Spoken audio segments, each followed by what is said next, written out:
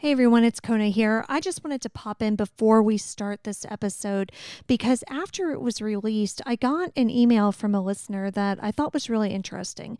Now, we always strive to do the best that we can in terms of sensitivity and language and things like that, and it turns out that we did get a few things wrong here. In this episode, we refer to Alicia Navarro as high functioning.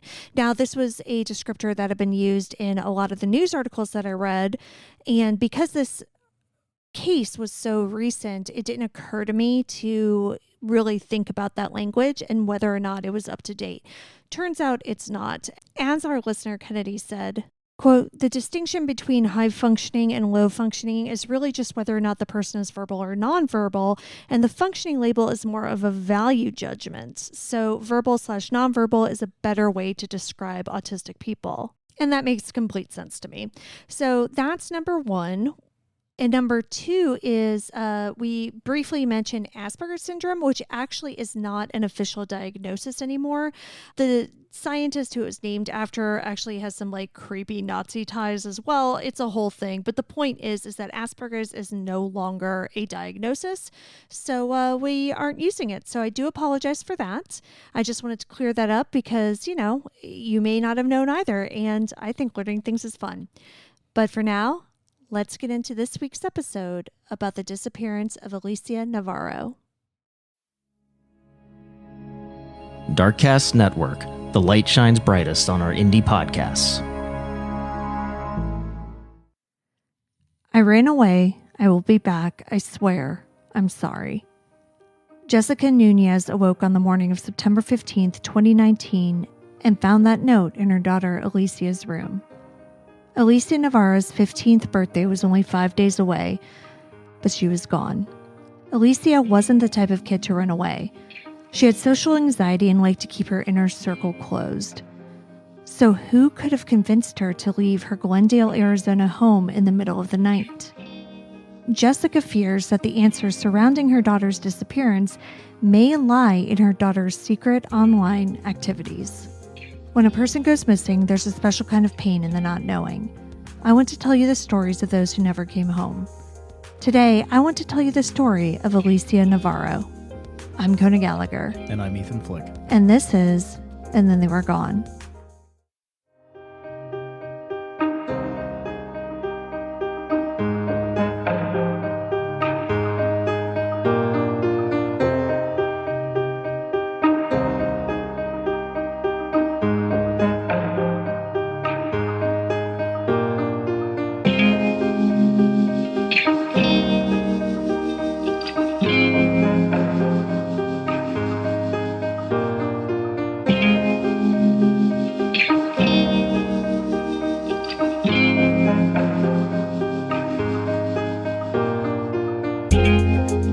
Welcome back, everyone. Welcome back. Thank you for joining us once again. Alicia Navarro's case is one of the more well-known cases out there that we've covered, but, like everything that we do on this show, I feel that it's still very important. And I also have to remember that just because I may be familiar with someone's story doesn't mean that it's actually widely known. I'm sure you have no idea. Shockingly, no. Yeah. I have not heard of this story at all. Yeah. And the reason why I know about it is because some big name podcasts have covered it. But you've probably never heard it. Nope. Also, I read something online when I was researching this from a woman who says that she lives in the same area of Arizona, like a few miles away from Alicia, and she had never heard about this case. She only found out about it recently when Kendall Ray, who's a huge true crime YouTuber, covered it on her channel. Really? Yeah. So, if somebody who lives there that close, right? Yeah, doesn't know about it, then I feel like it's certainly, important. Worth retelling. Right. Absolutely. Exactly. Jessica Nuñez, Alicia's mother, is also still out there tirelessly fighting for her daughter's story to get more coverage because she absolutely believes that Alicia is out there alive and hopes that someone will recognize her and give her the tip that they need to bring her daughter home. So before we get into this week's episode, we do have a few more people who have joined us over on Patreon. This was the week of Sarah's. So thank you very much to Sarah A. and Sarah M. Okay, neither of which are my first ex-wife, so we're good there. Well, both of these don't have an H at the end. Okay, so definitely not my ex-wife. Okay. Well, that's probably good. We've got one of your ex-wives on our Patreon, though, so yes. Shout out to her. But not the first one. So if you would like to be one of Ethan's ex-wives and join us over on Patreon, no? Is that not what we're doing? No, the Patreon, yes. not an ex-wife. We're not interviewing for more. No. Okay. No, you're it. Okay. Wait, what? 3 strikes and I'm out. Anyway, yeah, Patreon, do it. It's great. You can get these episodes early and ad-free, along with allegedly Ethan's show about mental health. Who knows? We'll see. Allegedly. All right. So right now we are going to stop talking about all of that and get to the story of Alicia Navarro. Alicia Christian Navarro was born on September 20th, 2004 to Jessica Nuñez. Alicia's birth father is said to live either in Florida or Cuba, but had not been a part of her life. Alicia lived with her mother, stepfather, and 2 siblings in Glendale, Arizona. Jessica says that Alicia has always been a very loving child and was incredibly smart. Early in her childhood, Alicia was diagnosed as being on the autism spectrum, but she's very high functioning. So are we talking Asperger's or even higher functioning than that? I don't know specifically. Okay. Just that she's high functioning, but very smart, but yes, on the spectrum. In addition to being on the autism spectrum, Alicia did deal with anxiety, specifically social anxiety. She very much liked to stick to a routine and would sometimes have trouble deviating from it. Alicia was taking medication to treat her anxiety, but, that certainly didn't cure it. And Jessica said that when her daughter was feeling particularly anxious about going somewhere, she would sometimes go so far as to curl up into a ball on her floor and start screaming. That's also common for people on the spectrum, too. So, even if she was just barely on the spectrum, but also suffered from anxiety, right? That would be pretty common. Yeah, exactly. And so not only that, but Jessica said that Alicia had also been known to self-harm in an attempt to soothe herself. So because of this, Alicia preferred to spend the majority of her time at home. Now, this didn't mean, though, that she didn't have friends. Alicia did have a small group of friends whom she had known since kindergarten, and she had also begun to make friends at her new school. Despite excelling academically, Alicia had previously had issues at school. And now I couldn't find a lot of details on this, but it seemed as though she had trouble finding something that was a good overall fit. And as a result, she ended up switching schools several times, even trying online school for a while. In 2019, though, shortly before her disappearance, Alicia began attending Borgade Catholic School, which seemed to be a positive change for her. So again, we're talking about this is all happening in mid-September. So the school year had just started. So this Catholic school is very new for her. And, she was a freshman. Well, that's interesting. So I wonder if it worked for her because of, I'm assuming it's a Catholic school. It's rigid in structure.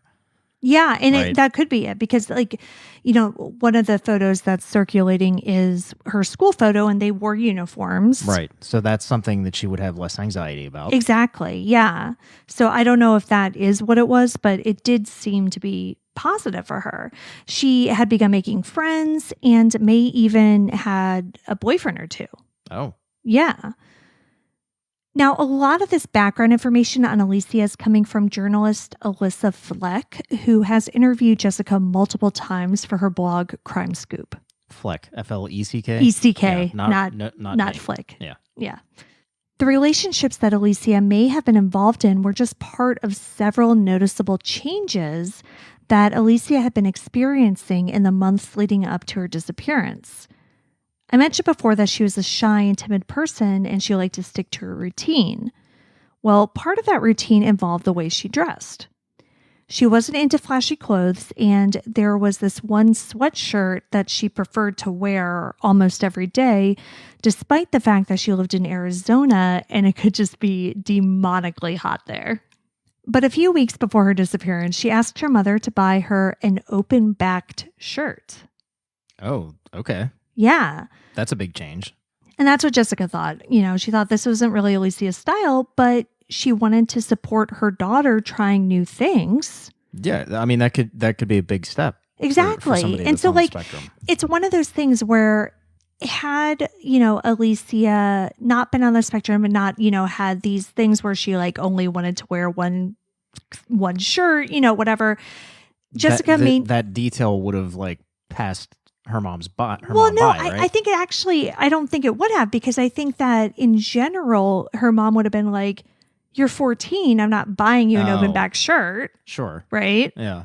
But, I think at that point, she was just like happy that Alicia was kind of exploring new things and maybe breaking out of her shell a little bit and like just willing to try something new. Exactly. Yeah. Right. So that's why, and I think that's important to have Jessica's mindset during this, because there were several things that Alicia was kind of doing differently and, that Jessica was supporting, I think, for the same reason. For instance, Alicia also started expressing interest in makeup around this time. And so, like, Jessica took her to the MAC store, which, by the way, I mean, you don't know. Like, MAC is like expensive, like fancy makeup. Like, oh, is that is that like Ulta or no? It's like above. Well, I mean, I think you can buy MAC products at Ulta, but like MAC is a makeup brand. Gotcha. Yeah. So the point is, she was like buying her like nice, expensive makeup. She wasn't like just going to CVS and buying her Wet n Wild or like whatever. I know that you're just looking at me blankly. It doesn't matter. Other people listening understand. It's fine. Makeup. Yeah. That's all I heard. Alicia was a freshman in high school. She's 14, almost 15. Like, makeup is a totally normal thing at that age, right? And so, like, part of it was just that. Like, part of it was like, okay, my teenager's getting into makeup. But she's also trying new things. Exactly. Yeah. So, like, it was a big deal. Now, in terms of food, Alicia would really only eat things like chicken nuggets and French fries, preferably from IHOP or McDonald's. And I know you're like looking at our kids, but it's not the same. I mean, it is. Again, people on the spectrum often do have very, like, a lot of sensitivities regarding food and textures and things like that. Yeah. And so for her, like, she was very rigid about what she would eat. So for her upcoming birthday, though, Alicia told Jessica that she wanted to go out for a fancy steak dinner and have red velvet cupcakes. That is quite a departure. Well, exactly. On many levels. You're talking about texture. I mean, going from chicken nuggets and fries to a steak. Yeah. Well, I mean, that's a big deal. It's a huge deal. And so, again, Jessica was thrilled that she was exploring new things. So she's like, yeah, absolutely. Like, we will definitely do that for your birthday. And keep in mind, too, so they are an Hispanic family. This was Alicia's 15th birthday. That's her quinceañera. Right. That is huge. Right. That is a huge birthday. And typically, this is a giant, elaborate celebration. But Alicia had already been like, listen, that's not... Well, it can't happen. I mean... Yeah. She's like, I'm not into that. Like, we are not doing like a full quinceañera. We are not having like, a court of like 10 girls, 10 boys. Like, yeah, and she would have to wear a dress. Exactly. And, yeah. like, all the attention would be on her. Right. Like, yeah, no way. Yeah. So they had already planned on just doing like a much lower key event. So I think the fact, again, that she just like wanted to go out to a fancy dinner really was exciting for Jessica. Up to this point, Alicia's social life was primarily online. Now, it wasn't because she couldn't make friends. She was just more comfortable interacting with people in that way. And Jessica understood this about her daughter, so she was generally fine with Alicia staying up late gaming and chatting on Discord and through other online platforms. Now, that's not to say there weren't some problems with this arrangement. Once, Jessica caught Alicia giving personal details to a stranger online. Another time, she found texts that were to someone who seemed considerably older than her daughter. They concerned Jessica so much that she even filed an incident report with the police. Now, I don't know exactly when these incidents took place, but I don't think they happened super close to when Alicia disappeared. I think these kind of happened like a little while before. Sure. So let's get back to the month or so leading up to September 15th, 2019. Alicia really seemed as though she was blossoming. Jessica didn't know if it was the new school or the fact that Alicia was about to turn 15, but at the time, she generally saw the changes as being positive. Alicia even started wearing body spray, like a scented body spray, something that she never thought she would do because she was very sensitive to strong smells. Shortly before her disappearance, Alicia even asked her mom to drop her off at the mall so she could hang out with a few friends from school. That's, to me, a bigger deal. Yeah.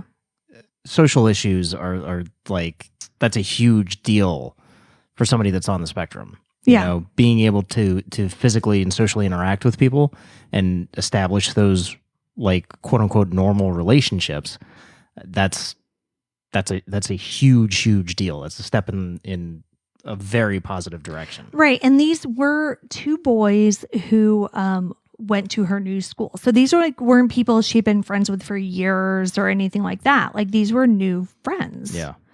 And now I don't think either one of them was one of the people that she had allegedly been in a relationship with. Like I mentioned a little bit ago that she had maybe had some boyfriends at school. I don't think either one of them, were these guys. I got this from that reporter Alyssa Fleck's blog. And so she gave them pseudonyms because they're minors. Sure. Yeah. So I'll just use the same pseudonyms that she used. So she calls them Jack and Cody. Now, Jack was a junior at Alicia's school, and he was trying to get her to join the school's robotics team because Alicia knew how to code. Oh. Yeah. And she was like really good at it. So he was like, hey, you need to, come join the robotics team with me. Now, at this mall trip, apparently they met up with another boy who was a friend of Cody's. I don't know if he went to their school or not, but afterwards, Alicia apparently gushed to her mother about this boy and, thought he was like super cute and like definitely had a crush. Now, Alicia and her mom were very close. And so this is something that like she would talk to her mom about. Again, I bring this up because, it's important to know that like Alicia was at a point in her life where she was interested in boys. Like that is just kind of, where her mind was at. Not all the time necessarily, but sometimes for sure. Sure. It's typical teenage. Yeah. Again, freshman high school. Like this is what it is, Now, interestingly, Jack later told police that Alicia had a burner phone in her backpack that day at the mall. But Jessica says that Alicia didn't even have a backpack when she dropped her off. Huh. That's an interesting bit of information there. Yeah. So at this point, Alicia is clearly going through a lot of changes in her life, but most of them seem like they're positive. However, there were some more that were certainly more worrisome.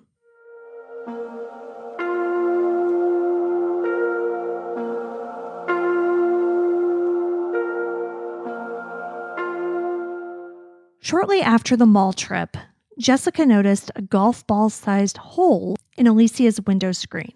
So Alicia said that a bird did it, which I totally buy because we have a screen in our living room that the birds have just absolutely massacred. Sure, but they haven't put a hole in it the size of a golf ball. They've really torn that thing apart. I stare at it a lot. I work from home. However, Jessica's husband pointed out to her that the hole was clearly made from the inside, meaning that the pieces of screen were poking out. Okay. So after everything that happened, Jessica now wonders if Alicia had made the hole herself in order to pass notes to someone. Creepy on many levels. Well, okay, so I find it interesting And my first instinct when I read it was to agree with this theory because I was 15 in the 90s. And that's absolutely something that we would have done. Pass notes to somebody standing outside of your house through a screen? Yeah. No, that was something we would have done. I think my friend Jesse and I actually did do that. But this was 2019 and Alicia had an iPhone, a laptop, and a gaming computer. And yes, while her mother did seem to spot check her devices, it doesn't seem like she had Alicia's passwords or regularly checked on who she was texting or what she was saying. Plus, Alicia's bedroom was on the second floor. So while she could certainly drop a note out through the hole in the screen, there wouldn't really be a good way for anyone to pass a note back to her. So I actually don't know if the hole really means anything. I think it might be just a red herring. I'm still hung up on you passing notes in the 90s through the screen in your window. Like I feel like you and I lived very different lives. We did live very different lives. I think we've well established that. Like, if somebody came over to my house and I wanted to talk to them, I'd just open the door and go and talk to them. Even with as strict of a mother as I had. Like, if somebody was there, yeah, I totally would have just, like, gone outside and talked to them. Yeah, I know. We're different people. So after Alicia disappeared, Jessica and police, of course, spoke with her friends. One online friend they were able to track down was a 20-year-old man named Clark Samples who lives in Oregon. Now, we, of course, do not love a 20-year-old man who is friends on Discord with a 14-year-old girl. Very big red flag there. Yes. Not good. No, but what I will say about Clark is that he has seemingly been incredibly helpful with the investigation. He gave his devices over to the FBI to analyze, and he's been talking to the family and reporters and just like basically, telling them everything that he knows. Okay. Did it start off with, I understand that this is an inappropriate relationship? I don't know. I mean, I was not present for the interviews. Maybe we rewind and start with that. Yeah, yes. So what he did say is that Alicia had a habit when they were talking of weaving together truth and fiction. So he was never really sure what parts of the things she told him were true or not. For instance, she told him that she had learned electric guitar and was going to be in a band with Clark, which was one of those friends she went to the mall with. But that doesn't necessarily seem to have been true. She also told him that she sold her Xbox and had a boyfriend. So again, I don't know if she sold the Xbox. The boyfriend thing, that seems like it was kind of true. Like, I don't know. It's just kind of up in the air. But he also later said that he and like some of their other kind of Discord friends had been working on trying to build her confidence so that she would like be more comfortable interacting with people at school and things like that, as opposed to just interacting with people online, because she was very shy. So at the beginning of this school year, the 2019 school year, I don't know if it was like a project or what, but she had to make a collage of like words that described her or something. And so she cut out words from magazines and things like that. And two of the words that she used were nerdy and introverted. So, that's normal. But again, I think that her online friends are kind of trying to help her with that. Like, she seemingly was trying to kind of break out of that a little bit. Again, it just seems like a time of really big changes for her. Still not okay with somebody 20 years old. I know. Yeah. Talking to her, though. It's not great. But I put that blame on the 20-year-old. Well, yeah, not her, of course. No, not at all. No. And I just want to make sure that I didn't come across as sounding like I'm victim blaming, because I'm not. Like, that solely relies on the 20-year-old. Of course, I don't even know what Discord is. I don't know anything about it, shockingly. Yeah. But I'm sorry, online or not, if you're a 20-year-old dude and a 14-year-old girl is talking to you and you know she's 14, it's probably time to end the conversation. Yeah, I would agree. Friendly or otherwise. Sorry. And at first, when I was writing this, I was like, well, maybe he didn't know. But then I was like, no, because they were like legitimately friends. Like, and she wasn't her with her school exactly projects. like not with her school projects, just like with just her general like life. But I mean, again, like she wasn't trying to portray herself. Even though she like maybe said some things that weren't true, she wasn't like, oh yes, I'm this like college student in New York. And, she wasn't like portraying herself as somebody she completely wasn't. I think she was portraying herself as a high school kid in Arizona, like she was. And, maybe, but they both had like the same games, and that's how they ended up on Discord together. But yes, agreed. 20-year-olds don't talk to 14-year-olds. So as I mentioned, the boyfriend thing, it could have been true. So she may have even been in 2 overlapping relationships that apparently both ended badly. And I find this really interesting because like from somebody to go from like having a very small like in-person social circle to like have them join a new school to then suddenly within a month or like 3 weeks or however long they had even been in school at that point, having not 1 but 2 relationships seems extremely difficult to me. Like, I don't know. I mean, I'm sure something like that would have been easy for you as a 14-year-old, but like... Well, it's interesting that you bring that up because when I was 14 and starting high school, I was in a new high school. Oh, right. That's right. Yeah, you moved. That's when I moved from the farm in with my dad. Mm-hmm. So I mean, I definitely struggled for a little bit. How long did it take you to have 2 girlfriends? Like at the same time? Yeah. Or yeah. I mean, I'm going to plead the 5th on that one. But no, like it was definitely a struggle to like find my group of friends and just start my own social circles. And so I can't imagine how difficult that would have been for her. To your point, yes, that is a big leap. Right. Yeah, no, I think so too. I think it is a big leap. And yeah, I would love to know more about that, but unfortunately we don't have a lot of details on it.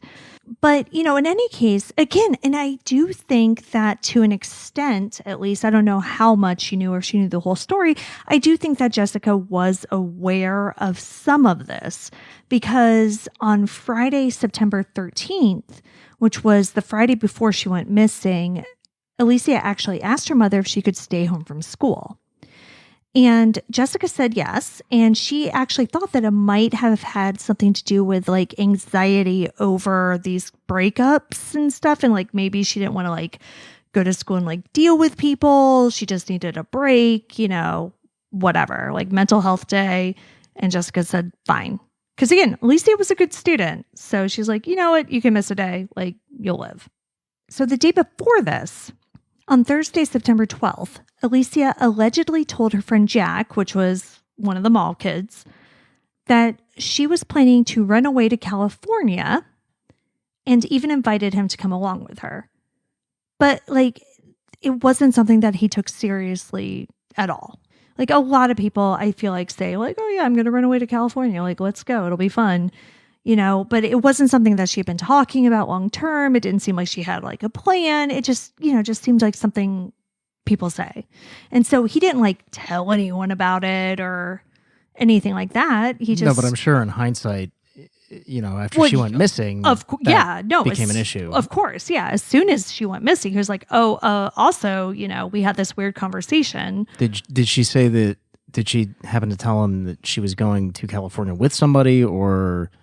I know you said that it sounded like she didn't really have any plans. I'm just wondering if she mentioned that she was going with someone. It doesn't seem like it, but again, no other details have been publicly released about that, so I don't know for sure, but I don't believe so. Again, I feel like if it had been more specific, he would have taken it seriously, and it is just something that he doesn't seem to have taken seriously until she actually did go missing. And then he, of course, did tell people about it. All right, so this is the timeline. Thursday, she talks about running away. Friday, she stays home from school. Saturday, she also spends at home, and she spent the majority of the day in her room, which, was pretty normal behavior for her. She had some interactions with her family, but not much. The official timeline published in the Glendale Daily Planet says that she didn't have any interactions with friends that day. And now I take that to mean any known friends. Right, or physical friends. Exactly. Or even like Clark, the people online that they found out about. Yeah. Like when they interviewed them, they're like, yeah, we did not talk to her on Saturday. But we don't actually know who she may have been talking to online that day. It was also normal for Alicia to stay up super late gaming. I don't know what time Jessica usually went to bed on the weekends, but she was up late on the night of September 14th, waiting for her husband to get off of work. Around 1 a.m., Alicia came downstairs and seemed surprised that her mother was still awake. So Alicia got a glass of water and, asked Jessica why she was still up. Alicia ended up going back up to her room, and that was the last time that Jessica saw her daughter. At 1 a.m. Yeah.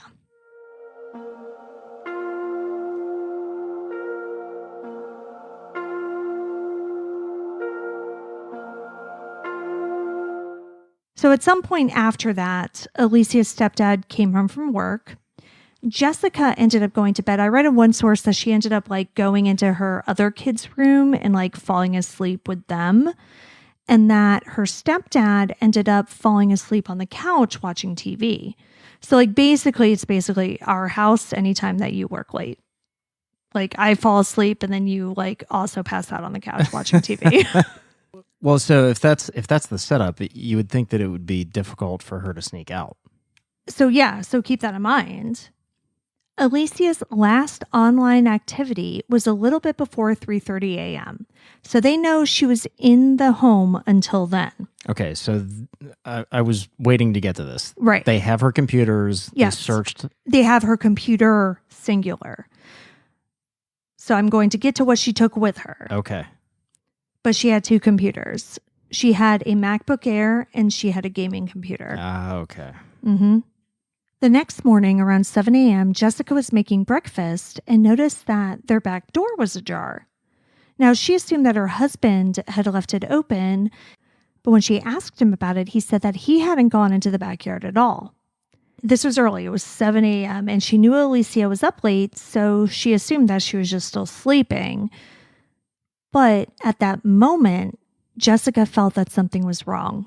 So she went up to her daughter's room, but it was empty. So at this point, Alicia has a 3.5-hour head start from the last known. Exactly. So sighting. They know that Alicia left the home sometime between 3:30 and 7 a.m. And she went out the back door. What's the backyard like? Do we know? Is it? Yeah, we're getting to that. Okay. So Jessica and her husband went out to the backyard and saw signs that Alicia had gone out that way. Their backyard wasn't fenced in with a wooden fence, as you may be kind of assuming. It was actually a cinder block wall around the sides, and then they had a gate. At this point, it's important to mention that Alicia was incredibly tiny.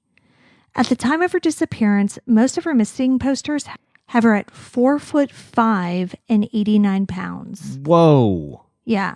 At 14? Yeah. Almost 15. I did see one poster that had her at 4'9", but even so, that's very small for a 15-year-old girl. Yeah. Yeah. And she definitely looked younger than she was. Okay, but you said there was a gate in the backyard. Right. So let me explain this. So in order for her to get out, she had to go over the cinder block wall first. And the cinder block wall, I'm thinking, was 6 feet. So what she did was she took 2 lawn chairs, stacked them on top of each other, and climbed over that way. Now, then there was a second gate that she went over. And Jessica said that gate was actually unlocked, but Alicia went over it instead of opening it because she thinks that opening it would have made too much noise and it would have awoken their dog and or her husband. So she actually stacked some cinder blocks up and got over the gate that way. This is definitely coaching. Yes, I'm glad that you mentioned that because there's 100%. Yeah, there's no way that she came up with this escape plan on her own. Right, but interestingly, it had recently rained, so there were footprints. But the only footprints in the yard were Alicia's. Sure, I'm not saying that she had help within the yard, but whoever she was meeting definitely coached her through it. And that is definitely what Jessica and a lot of people think. You know, Alicia did physically leave the house of her own free will. She left the home, she climbed the fence, she wrote a note. She wasn't like snatched from her bed or anything like that. However, it is important to note once again that Alicia was not the type of child who had like done something like this before, who had done anything like this before. She had never snuck out of her house. She had never run away. She had never done anything approaching any of this. Right. From a law enforcement standpoint, who cares whether she had? Well, yes, of course. I mean, I know they don't think of it that way, but like, regardless of her history with running away, which here there is none, but like, who cares? A runaway is still somebody that's in extreme danger. Of course. And yes, and you're absolutely right. And I was just, so what I mean though, is that from a mother's perspective, it wasn't. It's extra exactly. out of the ordinary. Yeah, it wasn't a situation of, oh God, she snuck out again. She'll be back, just like when she did this the last time. Like there was no last time. She had never done this. Like there was no precedent. She was not a troublemaker. She was not somebody who, you know, who did things like this. And so Jessica immediately knew that like this was bad. There was no like, I'm going to get mad at you. You're going to be grounded. This is like, we are in an emergency. Now let's talk about what Alicia took with her. She took a backpack, but it wasn't filled with things that you would take if you were planning on running away and never coming back. She was wearing her favorite sweatshirt that I had mentioned earlier and like a white denim overall skirt. And she was wearing Vans tennis shoes. She apparently also packed 3 sweaters randomly, but like not necessarily a change of clothes. And again, Jessica's only gathering this based on like what she thinks is missing from Alicia's room. Yeah. She took her MacBook Air and her iPhone, but she left her chargers behind. The chargers. Yeah. No, that's a big one. Yeah. She also took her makeup that her mom had just bought her and that body spray. And she took another item that proved to be quite interesting. A comic book. Now, it doesn't sound like Alicia was particularly into comic books. She did enjoy anime and she was like part of the gamer community, obviously. And while these often overlap, that doesn't necessarily mean that she was like into comic books. What comic book was it? Well, 5 months before she went missing, Alicia begged her mother to buy her one specific comic book. It was the Invincible Iron Man number 128, Demon in a Bottle. This particular issue that she had wanted was in good, but not mint condition, I guess, when Jessica found it. But it retailed for $200. Jessica bought it for her, but she never saw Alicia reading it. So she didn't necessarily think much of that because, as we know, kids often ask for things for reasons, and then you never see them using it. But Alicia took that comic book with her. Based on knowing her daughter and, again, being close with her, and, based on what she did and did not take with her when she left, not to mention the note that said, I ran away, I'm sorry, I promise I'll be back. Jessica believes that her daughter had been groomed online by a predator. She believes that this person told Alicia to leave and meet him and told her what to bring. She also thinks that the comic book could have been a gift to him And she believes that Alicia 100% intended to return home, but has been unable to. She says that because of Alicia's autism diagnosis and also just, her age, that Alicia is very trusting and doesn't really pick up on social cues very well. But, she also says that she doesn't really like strangers. So this person must have spent a long time gaining her trust in order for Alicia to do something like this. Here's my thought process on all of this. Obviously, I agree 100%. She has been groomed probably for a while by whoever this is. The items that she took with her, not necessarily the sweaters, but the computer, her phone, the makeup, the body spray, the electronics are there to basically cover up whatever conversations they've had. Chances are that in the grooming process, he probably told her to either create different accounts or something, or only have these conversations on one computer, or somehow isolate it to the MacBook, right? Or on the phone. The makeup and the body spray, that really leads me down a dark path that I don't really want to go right now, because that could mean all kinds of things. The comic book was a ruse. It was designed to get her out there to meet him. It has very little to do with any of this. What do you mean? Come and meet me. Why? Why do I want to meet you? Why am I running away with you? Get this comic book. It's valuable. You and I can go and we'll sell it or something like that. Oh, okay. It's a way to get her to basically violate her parents' trust. Mm-hmm. Now, the build up to that, I don't know what that is, because that's probably on her computer or on her phone that she took with her, which is why he wanted those items also. That's why I think the comic book is involved. It's the gimmick to get her to go out there and meet him. See, I thought it was a little more straightforward. I was thinking that, whoever this is, she considered him to be her boyfriend. And this was a gift to him. And she was just, meeting up with him and was going to give him the comic book. I do find it interesting, though, that she had gotten the comic book 5 months prior to this. So it makes me wonder if, he lived out of state. Maybe. To me, that's just part of the buildup. If you're talking about grooming and we're in, again, makeup and body spray, we're talking about potentially sex trade. Right. Or she's a 14, almost 15-year-old girl who wants to look nice for her online boyfriend. Yeah, sure. I'm just thinking that again, my mind is the comic book is the invite or the impetus to get her to go and meet him. And it took some build up and some time to develop that trust.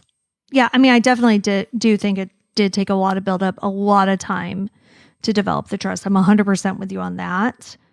I don't know. I'm still more of that was just a gift for him, but I don't know, because I hadn't thought about it from that perspective either. I really don't. I mean, we don't know. No, right. But either way, I'm hoping that law enforcement is looking at, believe it or not, comic book stores. Well, no. And that was what one thing I read, I don't know if it was a Reddit or whatever, but somebody was like, hey, this isn't a particularly rare comic, but it's not entirely common either. So it might actually be easier to find the comic book than it would be to find her. Right. That would be a way to start the tracking. For sure. Yes. Yeah, absolutely. If he trades it. Right. So in terms of the investigation, Jessica and her husband called police immediately. Glendale police came out and took a report, but, also said the typical things like runaways usually come back. Jessica couldn't get an Amber Alert because there was no evidence that she had been abducted, but Jessica was able to fight and get a Silver Alert, which is similar, but is usually used for people who are too old to get an Amber Alert. Right. But yeah. So, but she was able to get that. And the Glendale police also put out digital billboards on the Loop 101, which is the major highway in the area. And those digital billboards did have Alicia's photo. So they're willing to go to the extent of doing the digital billboards, but they're still treating this as though she's a runaway and will come back. Right. Instead of you mentioned that there were footprints that they found. Mm-hmm. So where did the footprints go? The footprints went from her house up to where she had set up the chairs. Yeah. To get over the fence. And then they went to the other fence where she had set up the cinder blocks. And, then it was like sidewalk. And so they were gone. Oh, that was the other thing, though. So if you're looking at Alicia's house from the street, right? Like you're facing it. Alicia went through the backyard like on the left side. But the more direct route would have been for her to leave on the right side. But those neighbors had surveillance cameras. So Alicia went on the other side. Once again, grooming. That's exactly. not her. Exactly. But it begs the question, are police treating her as a runaway so they're not canvassing the neighborhood? Oh, I'm glad you brought that up because that's actually what I'm getting to next. Because when it did come to canvassing the neighborhood and pulling surveillance footage, Jessica says that she had to go out and do that herself. Yep. It's just because somebody is a runaway does not mean you should investigate less. Yeah. Runaways lead to all kinds of things. And finding them, and I say runaways, I'll use air quotes for quote unquote runaways. Mm-hmm. But runaways lead to all kinds of potential other issues. Right. Sex trade, sex workers, homicide victims. I mean, it's more important for you to treat that as though it was somebody that was abducted and start doing the police work at the ground level super fast. Who cares if you find them in an hour? Mm-hmm. Guess what? Report's done. Case is closed. You find them in an hour, they go back home, whatever. But spend the resources early on and find these people. And then we don't have a podcast. Then I just spend my time doing my actual job. You'd find something else to do. I would. So again, Jessica really was working very hard immediately to get attention onto her daughter's case. And just 4 days after Alicia disappeared from her bedroom, a credible sighting was reported. Several witnesses, including a friend of one of Alicia's siblings who knew Alicia, said that they saw her in nearby La Pradera Park. Now, she was either walking hand in hand with or being pulled along by, depending on the witness account, by a dark-skinned, potentially African-American man with a heavily tattooed neck. And this witness was found 4 days, you said? Yeah, the sighting happened 4 days later. Oh, the sighting happened 4 days Yeah, the later. sighting happened 4 days later. When did the witness come forward? I think that day. Okay. Yeah, because by that time, the silver alert was out. It was on the news. And again, one of the witnesses knew Alicia, so presumably knew she was missing. Right, but 4 days later, they see her in a close-by neighborhood. Yeah, That the park is a mile from her house or something. I mean, that means that she's not far. Yeah, presumably. Now, as soon as Jessica was told about this, she went to the park, but unfortunately, there are no cameras there. So ultimately, this kind of led nowhere. She was able to find, again, multiple witnesses who saw this. Right, and I'm sure they gave a direction of travel, but it's a park, so... Yeah, and there are all sorts of people in the park. Lead anywhere. Exactly. Yeah. Without cameras, there just wasn't a lot that ended up coming from it. Now, interestingly, around this time, Phoenix area police had been working on something they called Operation Silent Predator. Now, this was a to catch a predator style operation that led to the arrests of 27 men who had attempted to lure undercover police officers posing as children to perform sex acts. One of the men arrested was a 25-year-old named Devonte Jr. Owens, who lived about a half mile from Alicia and fits the general description of the man allegedly seen in the park with her. Another man, 39-year-old Antonio Daniel Holguin, was on the sex offender registry. So he wasn't like arrested in this sting, but he was on the sex offender registry, and he lived just a few houses down from Alicia, and he also fit the general description. So are we assuming that the police looked into these people? Yeah, but I don't have a lot of information on that. Well, they're not going to release it. Exactly. Yeah. So, yeah, again, we don't know whatever came of that. I mean, obviously, like, there haven't been any arrests or anything like that. Alicia's phone and computer were apparently turned off either, before she left the house or right after or whatever, because they were never able to get any pings from it. They were never able to find her location from them. Nothing. They were never turned on after that night or after that, early morning. So when Alicia hadn't returned after 2 weeks, the FBI did get involved, and apparently they took her gaming computer, which obviously was left behind because it was a desktop, and they went to search that for evidence.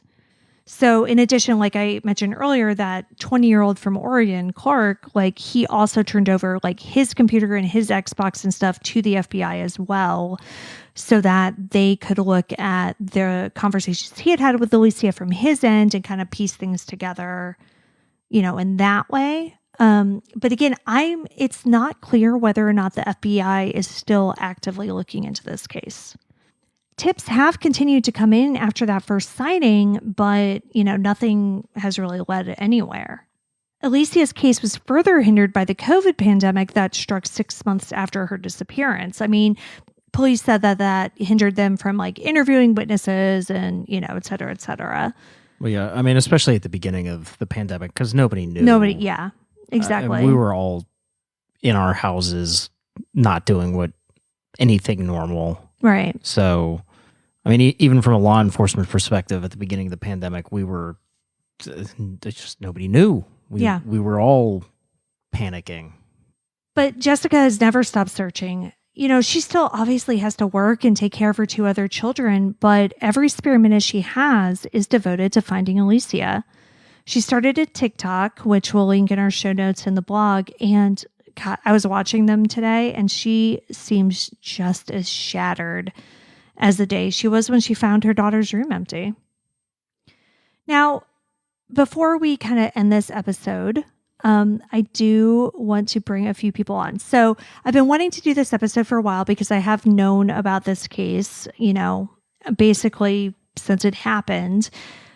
And I wanted to use it as a cautionary, like scared straight story because we have 2 kids who are, a little bit younger than Alicia, but behave very similarly. They're very much online, very much gamers, very much on Discord, things like that. And so I wanted them to hear about this and then also kind of get their thoughts on it. So we are going to bring on our 2 kids, our 2 oldest kids, Cooper and Xander.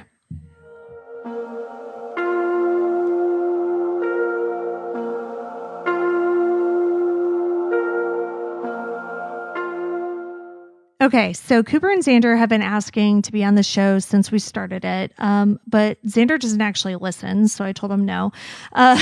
Cooper listens sometimes, so, whatever. But the point is that you kids, like, I felt like you needed to hear this story and know, you're still, like, looking at me, you still feel like, oh, this could never happen to me, but, like, it actually could. So you have been in here listening to us record this whole thing and talking to each other, making faces and like gesticulating wildly.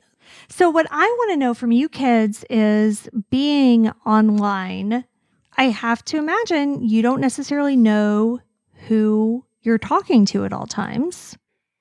I don't really talk a lot to like random people. Like I have a very enclosed friends group that I've like, there was no way that they could be catfishing because they've sent multiple pictures of them.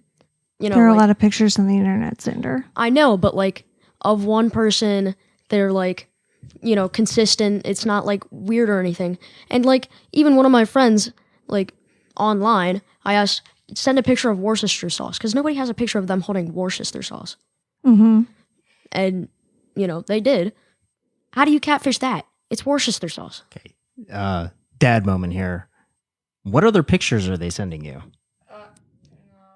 Face pictures. No, don't make it weird. No, I am going to make it weird. I don't know anything about Discord. You It's become friends basically via talking about servers. gaming, Mhm.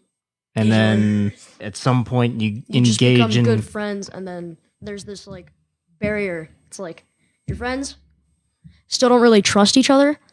You're still kind of friends, but you're not there. Like they're on a Exactly. Like you're not friends with them on a personal level. You're just like cool with them. You're like, cool, Yeah. I know them. But you would not trust them in any way. Now, I don't speak for everybody, but I speak for myself. That's the precautions that I take. Do you ask them to take pictures of themselves with Worcestershire sauce? I ask them to take pictures with like random stuff. I ask somebody to take a picture with toothpaste. Okay, but then to what end? So, like, after they do that, then what? You're like telling them your address? No, I trust them on a higher level than just cool. I know him kind of. I don't trust him, but like, I still wouldn't share my personal information with anybody. When you talk to people on Discord, Cooper, how does that happen? Like, tell me about that. They like DM me a meme or something. Like I know one of my friends, he lives in like England, Yorkshire. Man, just like DMs me random memes. But even like with that, like I know his name is Max. Like my other friend's name is Eli Morgan, but I do not want them to know my first name. Like no, like even though it's not too much, I still don't want them to know it. Okay. Like, so I just go by my initials. Like, whenever my dad comes around, like, since it doesn't, like, have, like, a mute switch, I just have to quickly tab out and just, mute my microphone. That's what I do usually. Why do you do that when your dad comes around? Because I don't want him dropping my first name. Mm. So I mute so his talking doesn't relay over because, who knows, he might accidentally share some personal stuff. Mm-hmm. So yeah. Okay, so in general, like, tell me about your thoughts on 14, almost 15-year-old girl on Discord, on, other chat thing. Like, it's again, we don't know everything that she used. Like, we do know she was active on Discord, but that's it. Like, it could have been a million other things. So, I mean, what are your thoughts on what could have potentially happened? Like, do you think that it's reasonable that she could have met somebody online and they could have said, like, let's meet, let's go hang out? Yeah, what I might think might have happened is that this guy groomed her through private messages. Did they ever exchange pictures? We have no idea. Because I think, if we had pictures, we'd be a lot further along, right? Yeah, well, yeah. That's my opinion. I think he just, like, gained her trust. Mm-hmm. As earlier Ethan said. Yeah. I think she might have been pulled into a human trafficking ring, in my opinion. Now, because you're a boy, do you think that you're immune from this, or do you recognize that this danger affects everybody? I recognize that this danger affects everybody. Okay. You can't be, like, immune to everything. That's why I take extra precautions and Xander does. All right, Xander, talking to people online like you do, like, what do you think would have happened? Like, knowing about, like, the makeup and saying she had a boyfriend and, like, all of this, like, what are your thoughts?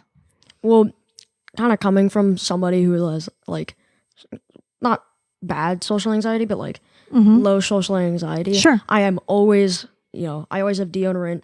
And, if I was a woman, I would probably have makeup too. And meeting a boyfriend, that would be kind of scary. Like, yeah. Especially for someone who has social anxiety and is on the spectrum. Right. And, bad social anxiety, that would be scary. You don't want anything to go wrong. Yeah. That's a really good point. So your thought is she was like really nervous. So that's why she's like bringing the makeup. She's like bringing the body. Like she wants everything to be, she wants to be able to like look good and, put her best self forward or whatever. And also I get the 3 sweatshirts because like in the morning I go between like 4 sweatshirts because I can't decide what looks good. I can see that just like for a later standpoint. I love that. No, thank you. That's actually very helpful. Now, I want to know what each of you think about the comic book.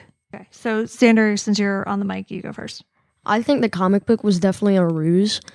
It was kind of like, I think it was a way to get money out of her.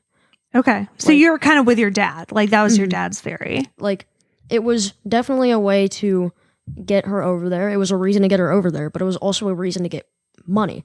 Because as you said, the comic book cost like $200. It was like, it was $200. That's a lot of money. Yeah. $200 for a comic book, just transport it over there.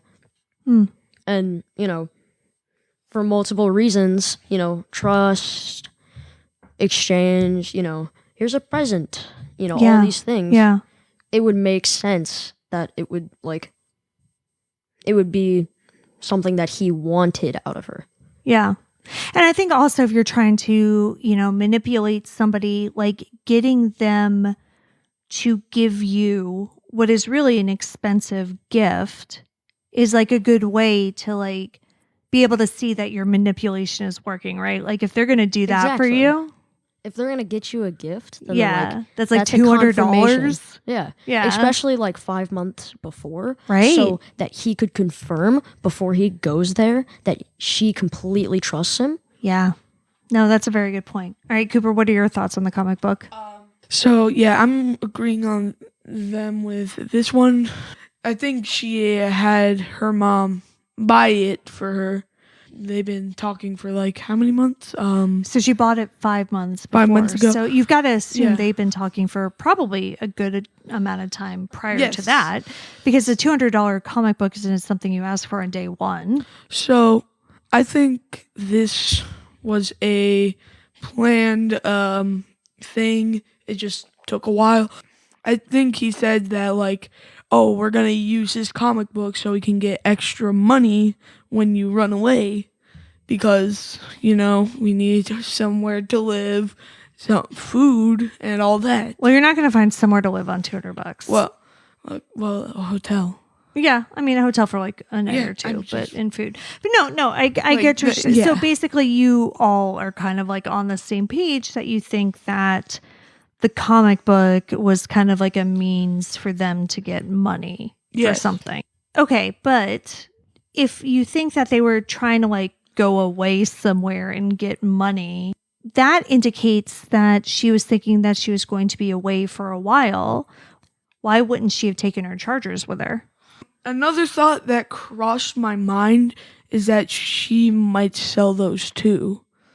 The MacBook and the iPhone? Yes. Oh, but interesting. probably because like maybe he said, hey, your MacBook and iPhone has got like some suspicious stuff on it.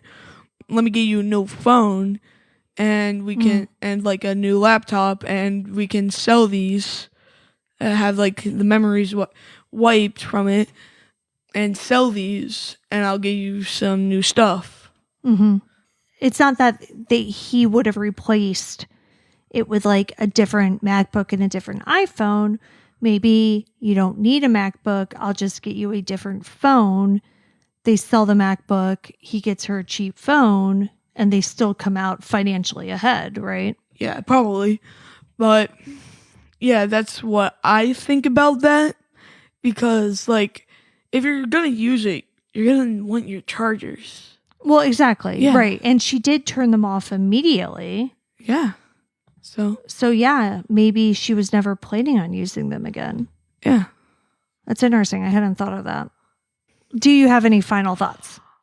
One of the weirdest things to me is how did she get dropped off at the mall with no backpack and then be seen later with her friends? With a backpack and a burner phone in the backpack. No, that is very weird. So the question is Jack mistaken? Was there no backpack? Was there no burner phone? Or is Jessica mistaken? Well, it could be either way, or it could be that the dude planted it there. He wanted, like, that was the easiest way for her to get that burner phone, so that You think he planted it at the mall? Yeah, so that they And she could picked talk it up on while that. she was there? Yeah, they could talk on that rather than something that she would have forever. And that's why she wanted to go to the mall so that she could, which was out of character for her. Especially because, like, the biggest thing she has done by then was, like, you know, change her outfit and, like, go Right. to a restaurant, a fancy restaurant and whatnot. Right. Interesting. And also, how long has she been gone? She's been gone since September of 2019. Jeez. So 2.5 years now.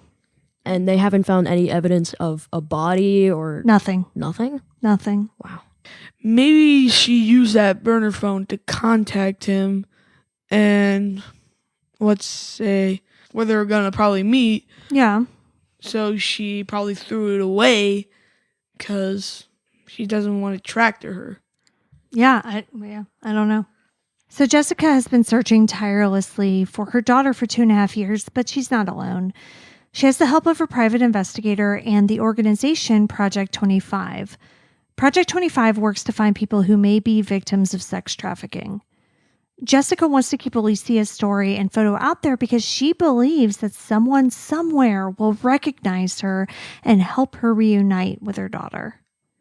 In the meantime, she has this advice for parents. Quote, I do feel that it's very, very necessary for parents to get educated on what their kids are doing on social media and all these new apps to our kids. I myself personally didn't think any dangers since I thought my daughter was safe being at home. I have strangers in my home without them physically being there. For me, my advice to parents is to get educated on what's available out there in social media. Make sure you know your kids' passwords and be constantly talking about the dangers and just monitor their media. Because I definitely believe it's a big, big problem that our youth is facing at the moment. End quote.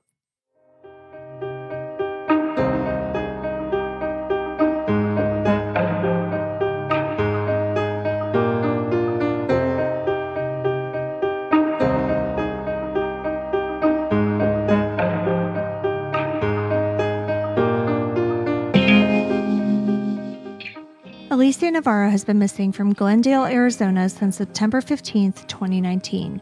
She is a Hispanic female with brown hair and brown eyes. She was approximately 4 foot 5 inches and 89 to 95 pounds at the time of her disappearance.